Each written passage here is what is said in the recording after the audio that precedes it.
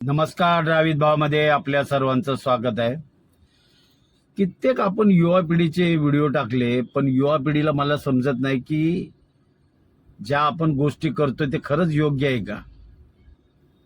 म्हणजे कसं आहे, आता मी ड्रायव्हिंग क्षेत्रातलं आहे, तर मला माहित आहे की गाडी चालवणं जो अनुभवी ड्रायव्हर आहे ना, त्याला गाडी चालवण्याबद्दल खूप माहिती असतं.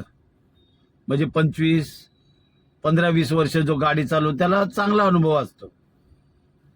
जो जो ज्या क्षेत्रातला आहे ना त्याला चांगला अनुभव असतो. पण कधी कधी ना उत्साहापोटी लोक अशी कामं करतात, भले इथं काय झालं नाही पण काही होऊ शकतं. पहिला हा व्हिडिओ बघा, नंतर आपण बोलू.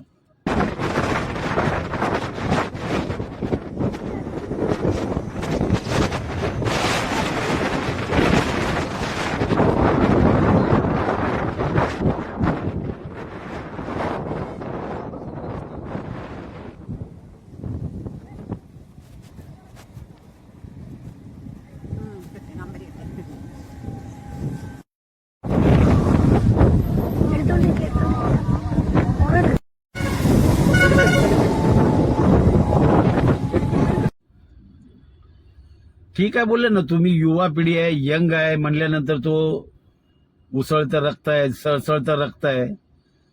तुम्ही पर्यटनाला जात असाल म्हणजे पर्यटनाला फिरायला आलेत, पण ज्या प्रकारे ते गाडी चालवतात, घाटमाथा रोड आहे, वळणदार रोड आहे, आणि तिथे तुमची गाडी चालवण्याची पद्धत, गाडीचा वेग भयंकर आहे.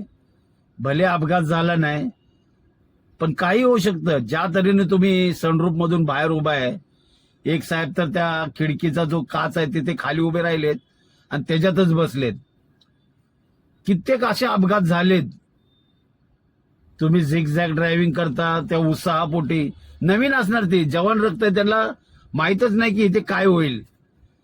गाडी चालवताना कधी अशी कामं केली ना तर एकाच्या चुकीमुळं अक्षरशः 5 ते 6 जण गाडीत असतात ना, त्यांचे जीव गेलेत. ओव्हर कॉन्फिडन्स, मी पळवतो गाडी 150च्या 200च्या स्पीडनं पळवतात आणि शेवटी काय होतो, अक्षरशः 5 ते 6 शाळेचे कॉलेजचे विद्यार्थी ना त्याच्यात मृत्युमुखी पडलेत. इथं पण तेच आहे, काही होऊ शकतं.